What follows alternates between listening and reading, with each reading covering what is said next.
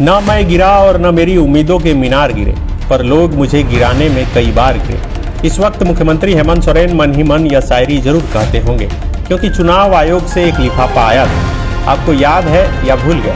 नहीं, इतनी जल्दी तो नहीं भूले होंगे, कैसे भूल सकते हैं। आखिर उस लिफाफे के आने के बाद पूरे राज्य में कोहराम जैसा जो मच गया था।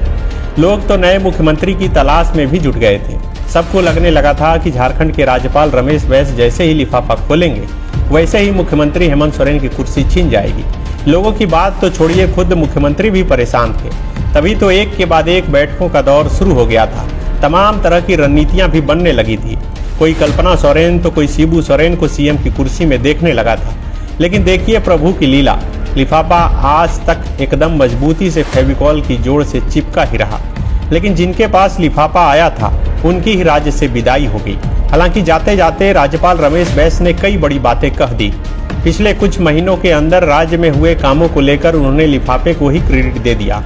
कहा कि इतना काम तो हेमंत सोरेन ने पिछले 2 साल में नहीं किया था, जितना कुछ महीनों में लिफाफे के डर से कर दिया।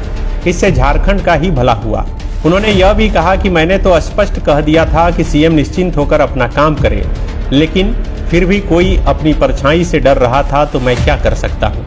राज्यपाल ने जाते जाते बताया कि वह लिफाफा इसलिए भी नहीं खोला ताकि झारखंड की सरकार अस्थिर न हो। पूर्व में झारखंड में सरकार अस्थिर होती रही है, जिसका परिणाम यहाँ के विकास के कार्यों पर पड़ा है। यह स्थिति फिर उत्पन्न न हो, इसलिए ही उन्होंने लिफाफा नहीं खोला। उन्हें लगा कि जब समय आएगा तो इस पर निर्णय लेंगे, लेकिन तब तक उनकी विदाई का लिफाफा आ गया। हालांकि उन्होंने कह दिया कि अब नए राज्यपाल सीपी राधाकृष्णन ही कोई निर्णय ले सकते हैं।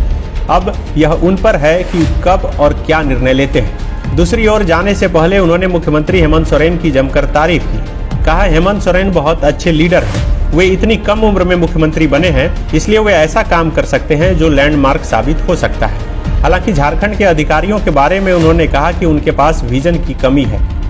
मायूस होकर यह भी कहा कि झारखंड आने के बाद वह यहाँ जिस गति से विकास करना चाहते थे, नहीं करा पाए।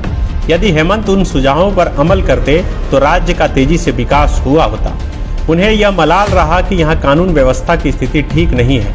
कई अधिकारियों को बुलाकर आवश्यक दिशा निर्देश दिए, मगर स्थिति नहीं सुधरी।